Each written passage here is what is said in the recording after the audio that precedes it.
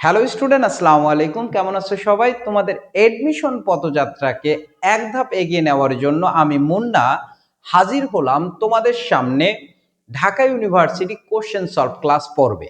আমরা আজকে আলোচনা করব 2025 সালের বিজনেস ফ্যাকাল্টিতে যে কোশ্চেনটা ছিল সেটা নিয়ে।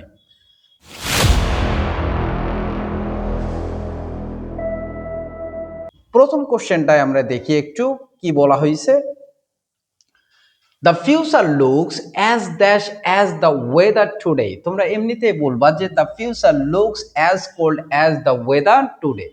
মানে ভবিষ্যৎটা ফ্রিজ হয়ে গেছে, একদম শীতল হয়ে গেছে, চুপচাপ হয়ে গেছে, স্তব্ধ হয়ে গেছে আজকে ঠান্ডার মতো। ঠিক আছে, তাহলে আনসার কোনটা হবে? কোল্ড। আমরা দ্বিতীয় কোশ্চেনটা দেখি।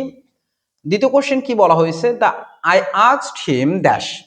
দেখো, মাঝখানে যদি কখনো রিলেটিভ প্রোনাউন ইউজ করতে চাও, এই রিলেটিভ প্রোনাউনের পরে অবশ্যই প্রথমে সাবজেক্ট লিখতে হবে, এরপরে ভার্ব লিখতে হবে। দেখো, হোয়াট নেম ইজ হিজ, এই সিকোয়েন্সটা ঠিক নাই।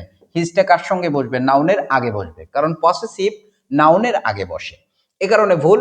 এখানে অক্সিলারি ভার্ব অর্থাৎ ভার্বটা আগে দেওয়া আছে, এখানেও ভার্ব আগে দেওয়া আছে। তাহলে আমাদের প্রথমে রিলেটিভ প্রোনাউন, এরপরে সাবজেক্ট, তারপরে ভার্ব। তার মানে আনসার হবে ডি। সবাই বুঝছো তো? তার মানে রিলেটিভ প্রোনাউন যদি থাকে, এরপরে প্রথমে সাবজেক্ট বসে, তারপর ভার্ব বসবে। আমরা পরের কোশ্চেনে চলে যাই। She likes adventure books. তাহলে আমরা একটা রাইট ফর্ম ভার্বের রুল, খুবই পরিচিত রুল, খুবই ইম্পর্টেন্ট রুল জেনে থাকবো, যে একটা সেন্টেন্সে একটা ভার্ব থাকলে পরে ভার্বের সঙ্গে আইএনজি হয়, আবার 2+V1 হয়। আমরা জানি agree, appear, decide, hope, intend, learn, pretend, seem, afford, এই যে ভার্বগুলো আছে এদের পরে 2+V1 হয়।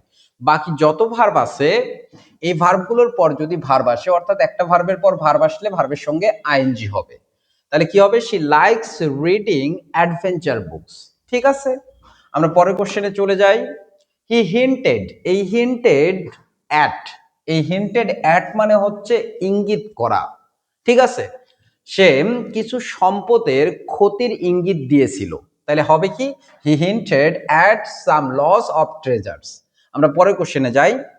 হি টেক্স প্রাইড, আমরা জানি প্রাউড এরপর অফ বসে। প্রাউড অফ মানে গর্ববোধ করা, কিন্তু প্রাইড যদি থাকে এই প্রাইডের পর ইন বসে, কোনো কিছুতে গর্ববোধ করা অর্থে ব্যবহৃত হয়। He takes pride in his wealth. ঠিক আছে, আমরা তাহলে কি শিখলাম? প্রাউডের পর অফ বসে আর প্রাইডের পর ইন বসে। 6 নম্বর কোশ্চেন দেখো, choose the most appropriate sentence from 6 to 9। তোমাদের সেন্টেন্স কারেকশন অবশ্যই আসবে, এবং সেন্টেন্স কারেকশন বলতে কি, বেসিক যে রুলগুলো আছে আমরা বিভিন্ন সেন্টেন্সে ব্যবহার করি সেগুলোকে অ্যাপ্লাই করা। 4টা সেন্টেন্স দেওয়া থাকবে, কোনটা কারেক্ট কোনটা ইনকারেক্ট এগুলো চুজ করতে হবে। এই সেন্টেন্স কারেকশন থেকে অনেক কোশ্চেন আসে। তো দেখো, আমরা 6 থেকে 9 পর্যন্ত অর্থাৎ 3টা কোশ্চেন সেন্টেন্স কারেকশন থেকে পাচ্ছি। এটা মূলত কন্ডিশনাল সেন্টেন্স থেকে আসছে। সেকেন্ড কন্ডিশন আমরা যেটা পাই, ইফের পর পাস্ট ইনডিফিনিট থাকলে পরেরটা উড, কুড, V1 হয়, সেই কন্ডিশন থেকে আসছে। তো আমরা জানি ইফের পর মূলত আনরিয়াল পাস্ট টেন্স হয়, অর্থাৎ ভার্বের সেন্টেন্সটা পাস্ট টেন্সে হবে। তাহলে পাস্ট টেন্স যদি হয়, সেই পাস্ট টেন্সে ইফের পর যে পাস্ট টেন্সটা থাকবে সেখানে বি ভার্ব ব্যবহার করতে হলে ওয়্যার ব্যবহার করতে হবে। তাহলে এখানে যেহেতু ওয়াজ ব্যবহার করছে এ কারণে ফুল, এখানে এম ব্যবহার করছে ফুল, তাহলে আনসার কোনটা হবে? সি নম্বর। কারণ কি, ইফ আই ওয়্যার ইউ, ইফের পর পাস্ট ইনডিফিনিট, পরেরটার গঠন subject plus would plus V1, এটা হচ্ছে কারেক্ট আনসার। এরপরে আসি 7 নম্বর কোশ্চেনে। এটাও চুজ দ্য কারেক্ট সেন্টেন্স বলছে। Choose the most appropriate sentence, কোন সেন্টেন্সটা সব থেকে কারেক্ট? তাহলে দেখো, she is looking forward to, আমরা জানি লুক ফরওয়ার্ড টু, তারপর উইথ আ ভিউ টু, এই যে forward to, view to, owing to, due to, এগুলো মূলত ফ্রেজ। এই ফ্রেজগুলোর পর ভার্বের সঙ্গে আইএনজি হয়। কি হয়? ভার্বের সঙ্গে আইএনজি। দেখো, এখানে ফরওয়ার্ড টুর পর V1 আছে, এখানে V1 আছে, এই কারণে এগুলো হওয়ার কোনো চান্স নেই। এখানে ফরওয়ার্ডের পর আবার টু নাই, অবশ্যই লাগবে। এখানে দেখো ডি নম্বরটা, she is looking forward to meeting you, তার মানে এই সেন্টেন্সটা কারেক্ট আছে। আমরা পরের কোশ্চেন 8 নম্বর কোশ্চেনে যাই। Find the correct spelling. দেখো, স্পেলিং শেখার জন্য আলাদা কোনো বই লাগে না ভাই। তোমরা যে ওয়ার্ডটা পড়তেছো সেই ওয়ার্ডটা ভালো করে একটু স্পেল করো, ভালো করে লিখো 3 থেকে 4 বার। যে কনফিউজিং ওয়ার্ডগুলো আছে সেগুলো 3 থেকে 4 বার লিখো, কারণ স্পেলিং থেকে মেডিকেল বলো, ভার্সিটি বলো, সব জায়গায় কোশ্চেন আসে। এই জন্য এই কোশ্চেনটা অ্যাভয়েড করার কোনো ওয়ে নাই। তাহলে বলছে ফাইন্ড দ্য কারেক্ট স্পেলিং, নিচের কোন স্পেলিংটা সঠিক। আমরা এই ভুল অপশনগুলো দেখবই না ভাই, কারণ সঠিক আনসারটা কি নিউমোনিয়া, এই পিটা সাইলেন্ট থাকে, তাহলে পি নিউমোনিয়া তোমরা বলতে পারো, পি নিউমোনিয়া, কিন্তু উচ্চারণ কি হবে নিউমোনিয়া, ঠিক আছে।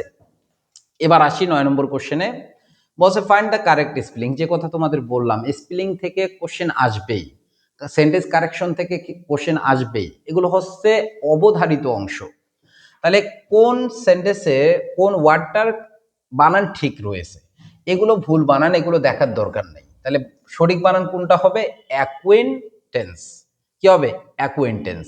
তাহলে আনসার কোনটা হবে, আনসার বি হবে অ্যাকুয়েন্টেন্স, ঠিক আছে, এটা হবে সঠিক আনসার। আমরা পরে সেন্টেন্সে আসি, match the underline idiom with its meaning, বলছে আন্ডারলাইন যে ইডিয়মটা আছে সেন্টেন্সে ব্যবহৃত, এই সেন্টেন্সে ব্যবহৃত ইডিয়মটার অর্থ কি দাঁড়ায় সেটা দেখো। বলছে আফটার লুজিং দ্য কম্পিটিশন, মানে প্রতিযোগিতায় হারার পর Rahim decided to throw in the towel, এই যে থ্রো ইন দ্য টাওয়েল এর বাংলা হচ্ছে আশা ছেড়ে দেওয়া বা ছেড়ে দেওয়া, কোনো কিছু থেকে গিভ আপ করা। তাহলে এর অর্থ কি দাঁড়াবে, গিভ আপ বা কুইট, এটা হবে আনসার, বাকিগুলো দেখবো না আমরা। Find the synonym of the word contemplate, এই কন্টেমপ্লেট মানে কি সেটা আমাদের বুঝতে হবে, সিনোনিম যেহেতু চাইছে, এটার মানে হচ্ছে চিন্তা করা। তাহলে আমরা এর সিনোনিম হিসেবে কি ব্যবহার করতে পারি, পন্ডার, পন্ডার মানেও চিন্তা করা, বাকিগুলো হবে না ভাই। আমরা 12 নম্বর কোশ্চেন এবং লাস্ট কোশ্চেনে যাব, আমাদের 12টা কোশ্চেন থাকবে এমসিকিউ, এরপরে লিখিত কোশ্চেন থাকবে। তো আমরা এমসিকিউ প্রশ্নগুলো নিয়ে প্রথমে আলোচনা করতেছি, এরপরে ধারাবাহিকভাবে প্রত্যেকটা ভিডিওতে রিটেন পার্টের যে কোশ্চেনগুলো আছে সেগুলো নিয়ে আলোচনা করব। Find the antonym of the enliven, এই ইনলিভেন মানে কি, এই ইনলিভেন মানে হচ্ছে উদ্দীপিত করা, কাউকে অনুপ্রাণিত করা, উৎসাহিত করা। তাহলে এর সিনোনিম অ্যান্টোনিম চাইছে ডিপ্রেস, ডিপ্রেস মানে কি হতাশ করা, ডিপ্রেস মানে হতাশ করা, ইমাজিন হবে না, রিফ্রেন মানে বিরত থাকা জানি আমরা, অ্যাকোস্ট মানে অভিযুক্ত করা, অ্যাকোস্ট মানে কি অভিযুক্ত করা, ঠিক আছে। এখন তোমরা এই সেন্টেন্সের মধ্যে, এই কোশ্চেনের মধ্যে রিফ্রেন মানে কি এটা একটু কমেন্ট সেকশনে জানাই দিও। এই ছিল আজকে আমাদের কোশ্চেন সলভ ক্লাস। আমরা আগামী ক্লাসে আবারও কোনো নতুন কোশ্চেন নিয়ে তোমাদের সামনে হাজির হব। ততক্ষণ পর্যন্ত ভালো থাকো, সুস্থ থাকো, ক্যারি অন ইওর স্টাডি। ধন্যবাদ।